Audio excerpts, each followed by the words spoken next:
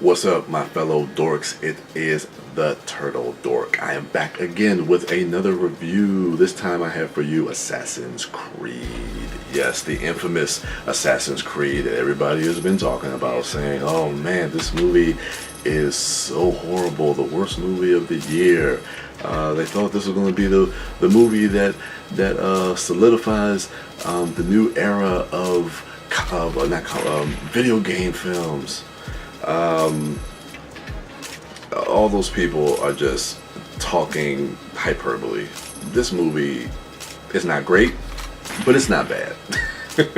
There's a lot in this movie to really take away and be excited about. Overall, I don't think the movie really works as a film, but I'm not up in arms and upset and ready to kind of walk around with pitchforks screaming, how dare they. This movie is not that. So basic premise of the movie is that you have these two different factions. You have the Assassins and you have the Knights of the Templar. Knights of the Templar are looking for the Apple of Eden so that they can control free will. They believe that because of free will, that's the reason there's violence in the world. So if they can find this Apple of Eden and eradicate free will from humankind, then they can eradicate the violence from the world. So Cal Lynch, played by Michael Fassbender, his ancestors were assassins who protected the apple. So the Knights of Templar are going to use Cal Lynch and this device called the Animus to go into the memories of his ancestors so they can try and locate the Apple of Eden. Now, if you sound a bit confused from my description of the film, don't worry. Whether you think I explained it good or not, the movie is a bit convoluted in that way as well. It's funny, Michael Fassbender at one point in the film says, what the fuck is going on? And I thought to myself the same damn thing. What the fuck is going on? But let me just tell you about what I liked about the film. Now, let me just say this as a disclaimer. Me personally, I'm not a gamer. I definitely don't play Assassin's Creed. I don't play any video games. So I would say for me that the film works on a visceral level, but narratively, I think if you're not a gamer and not a fan of this particular game, it may be a little hard for audience members to really get engaged and to kind of grasp the concept of this film. Now, with that being said, what I do like in the beginning of the film is how they really set up the mythology of who the assassins are, who the Knights of Templar are, setting up the history back in 1492, what this Apple of Eden is, and how the assassins work, and how their bloodline kind of goes through time, and the protection of these assassins throughout generations. I thought it was a very interesting mythology that they really established and really built upon.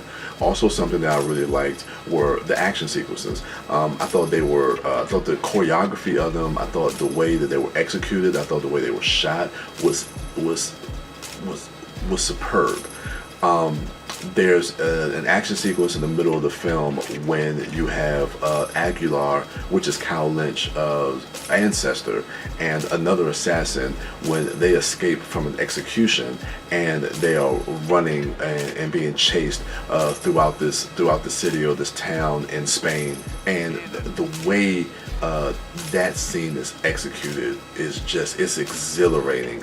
Just to see like the parkour and the way they climb walls, the way they jump from rooftop to rooftop. Now, not being a gamer, I am familiar with Assassin's Creed, and I've seen like the trailers for the game, and I'm very familiar with the aesthetic of what the game has. And what I think I saw in these action sequences is that they really did a great job of making the representation of those aesthetics from the game and bringing that to the film. And you really see that in these flashback sequences in the past, especially with those action action sequences. Just the look, the design, the costume design, the cinematography, the set decor, everything really kind of adds to that feeling. And I think they really captured that aesthetic that they kind of wanted to bring from the game into this film. And I thought they did that really, really well.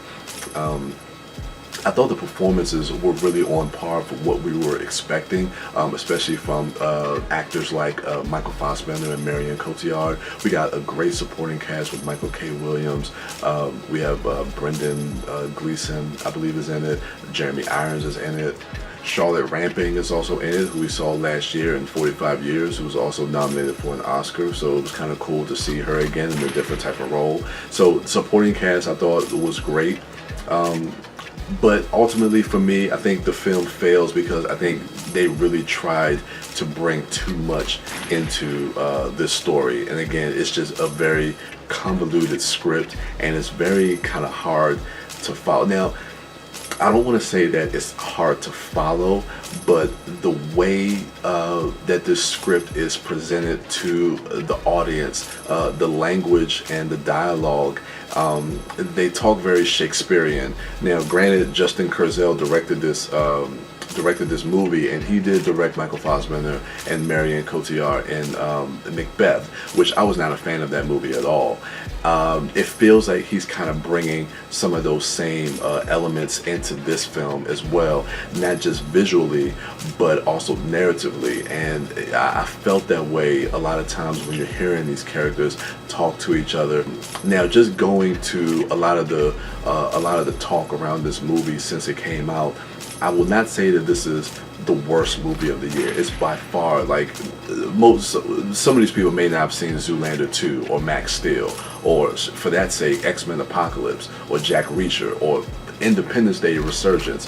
Don't worry, you guys will hear about these movies later on in my video for some of the worst and disappointing movies of the year. We'll get to that later. This movie, I don't feel is on par with that.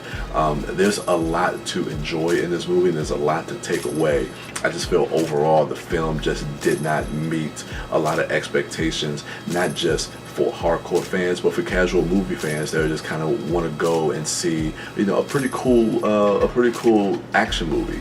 I think you will get that, but ultimately, I think at the end of the day, it's going to fail you a bit. You're going to leave the theater a bit blah. It's not going to be a movie that's going to stay with you.